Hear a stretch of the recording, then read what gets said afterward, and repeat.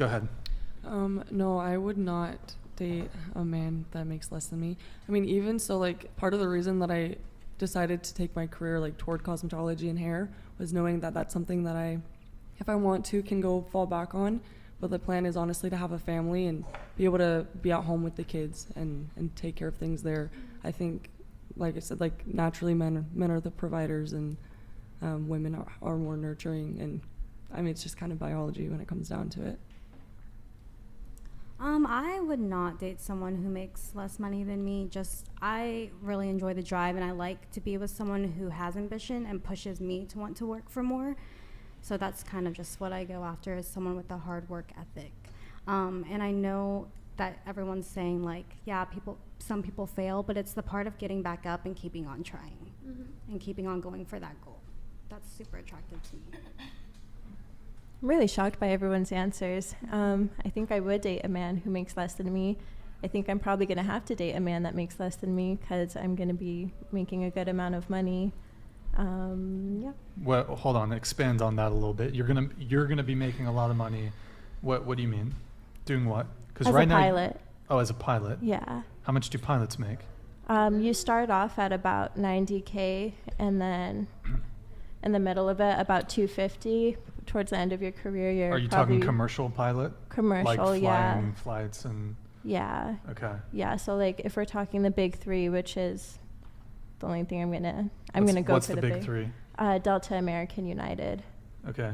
Yeah. What about like Hawaiian Airlines? Hawaiian Airlines, you're still like making six mid-tier? figures. Yeah. Well, you said by the end of the career you're making 250K? No, that's like middle of career. Mid-career, like, so by the time you're 45, 40, you're going to be I'd making. say like 35. 35 pilots are making 250K?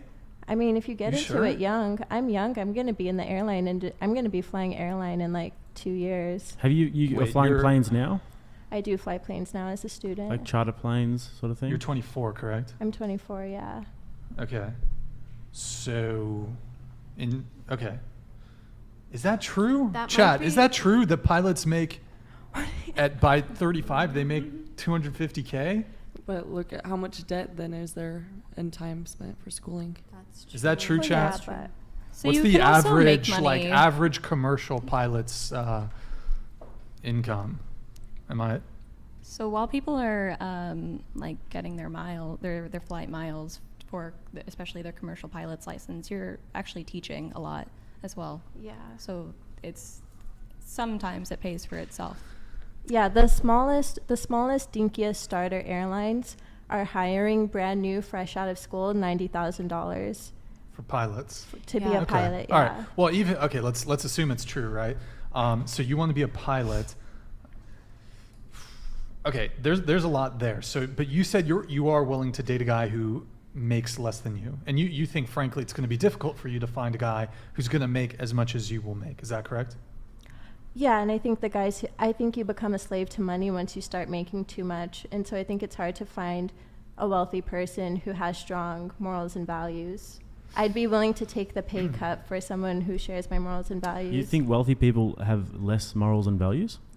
I've seen it firsthand. Comparatively to people who aren't wealthy?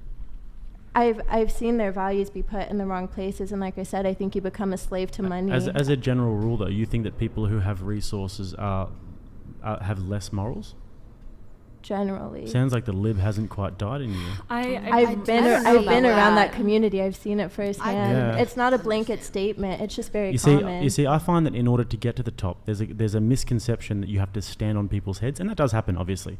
But in order to get to the top, you also have to provide value, and you have to solve problems, and you have to hire people, and you have to know how to manage relationships, and you have to know how to bring value in many different ways. Yeah, that's fair. I don't think stepping on people to get to the top is a bad thing. That's just the industry.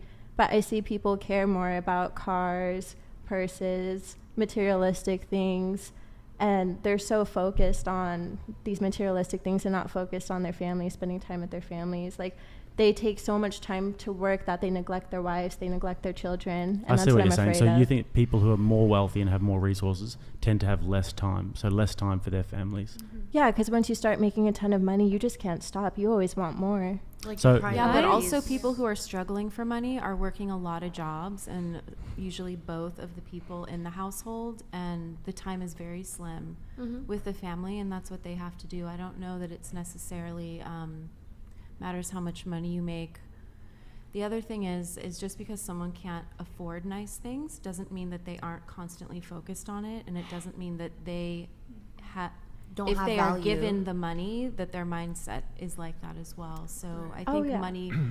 money can inflate that and show that, but I think it would be unfair to say that people who are well off or have money have poor values, or especially morals. Well, in any case, but- disregarding whether people who are wealthy or not wealthy, you know, not making a conversation about assessing their moral character. So you want to be a pilot, and you anticipate you will end up making more than your partner. Yeah, I hope not, but that You might hope be not, a but reality. it may very well be the case. Yeah. My bigger question with you being a pilot is, I mean, I know you talked about most of the people that you've dated, you fly to them. Do you think it makes for a stable relationship to be constantly gone from your significant other? Because as a pilot, I assume you would be in a different city, what, 2/3 of the year? Oh, you can very easily manage it. I actually dated a pilot, and he would just could do one international trip a week. Mm. And so he was just gone for 2 days out of the week and home 5 days out of the week. Red flag.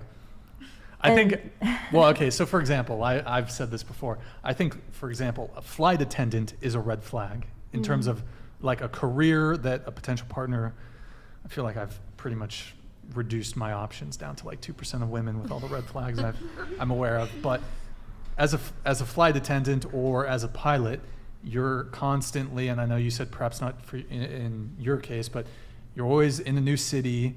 So like for me, if I was to date a flight attendant, well, I just wouldn't want to, because I just feel like there's such an opportunity for infidelity under those circumstances. Maybe that's me being like insecure or whatever, but it's like, bro, even if we're in a committed relationship and there's not an opportunity for infidelity, my understanding is that you're in a new city every week, only there for a couple days. Because, for example, I'll match with girls who are flight attendants on dating apps.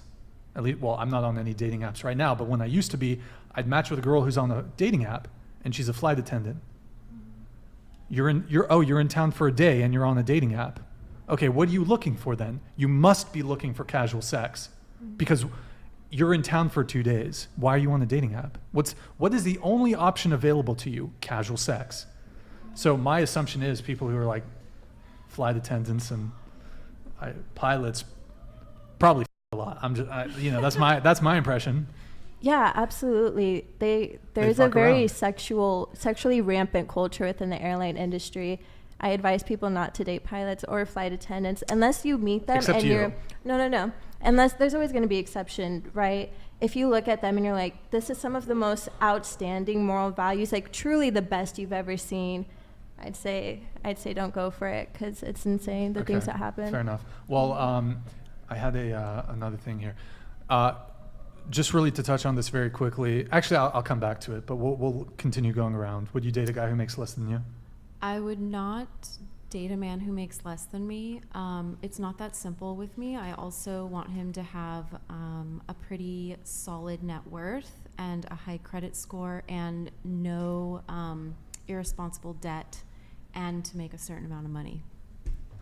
That's reasonable, That's base though. It's kind of. because like no offense or anything, but as you get a little bit older, you start to be able to like define what you want a lot more, right? Yeah, I mean, I'll go out on a lot of dates with men, and I will end things over various financial factors that to me are red flags. Such as?